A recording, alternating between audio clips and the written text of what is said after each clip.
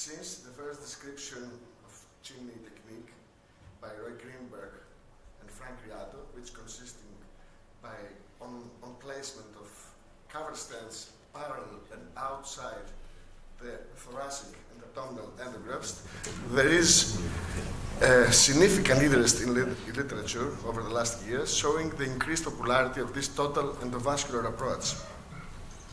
The work of centers with positive experience showing efficacy and durable outcomes in the midterm, while the debate is open and centers with suboptimal experience said as the other side of story. The reasons for this divergent experience may be explained by the technique itself regarding the selected grafts and the ideal configuration of them.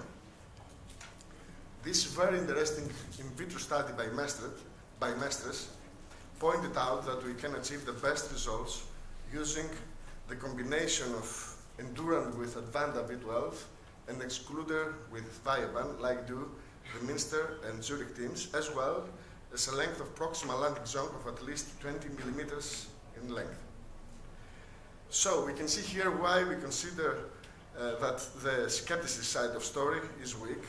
They reported on small series of patients with several different types and combinations of grafts. So where we stand now, a patient in elderly with severe comorbidities with a symptomatic AAA and insufficient landing zone, which can be treated by a single renal chimney, represent the main ideal indication for chimney technique. Symptomatic juxtarenal or pararenal aneurysms and cases not suitable for fenestrated EVAR due to ilia kinking or calcification can also be treated by the chimney technique. Type 1 proximal endoleak if an urgent treatment is required, or if the proximal neck has extreme angulation, or if the stent struts at the origin of renal artery compromises the advancement of guiding sheath through the fenestrations, are also indications for chimney technique. So, apart from all these neck-related indications, there is any place for novel indications with using the chimney technique? So far, from observational studies, we know that they support the coverage of even large accessory renal arteries. And Greenberg series included 45 overstanding ARAs with a result and resulting this coverage in 84% of renal infarctions without significant GFR alterations. But let's see what really happens if we overstand an accessory renal artery. This may cause compensatory hypertrophy and supernormal GFR of the remaining parenchyma in order to maintain the homeostasis. As a result, we can have normal serum creatinine and GFR levels, relatively normal, but loss of renal mass. This hyperfiltration leads to overload injury and gradually to glomerular sclerosis and interstitial fibrosis, and finally over years in chronic kidney disease. Additionally, both these studies showed that the renal function declined over years after an EVAR, and the overstanding of an accessory renal artery in that case might be crucial for the outcomes in these patients. And probably this reflects in the observation that the 10-year survival after a AAA repair dropped from 51 to just 12% in the setting of renal dysfunction.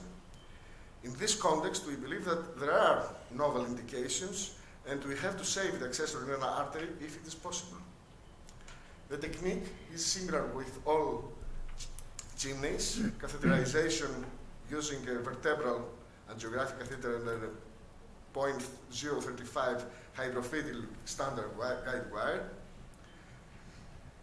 The 7 French shuttle sheath placed gently in 2 centimeters into the target vessel using a flexible introducer or a balloon, 4 millimeters balloon.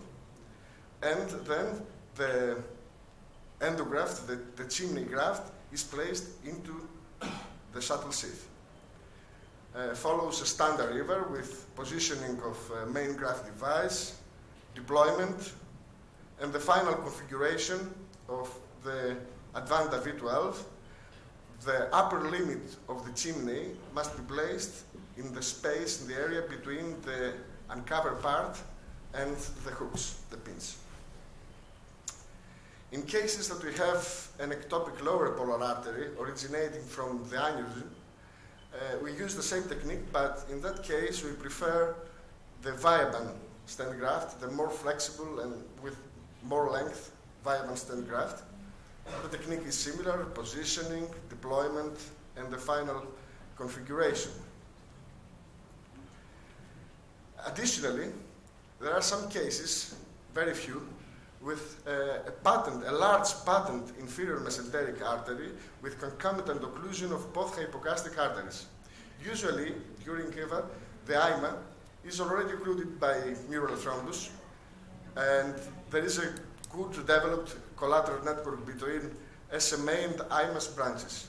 But in that case, the potential complications in colonic ischemia after acute occlusion of an IMA like this are unknown.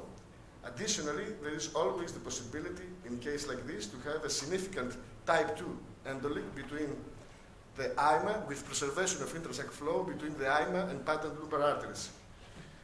For this reason, we consider that this is another novel indication to preserve the flow in inferior mesenteric artery. The technique is also similar, but an additional lining with a better bare metal stent to avoid twisting of the chimney graft and to ensure the patency is essential. Also, in all that cases, balloon formation of the main graft and ballooning of the chimney graft is also critical for better configuration. So, dear colleagues, we believe that these are the novel indication and use of parallel grafts that expand the applicability of chimney technique pending the long-term data. Thank you very much for your kind attention.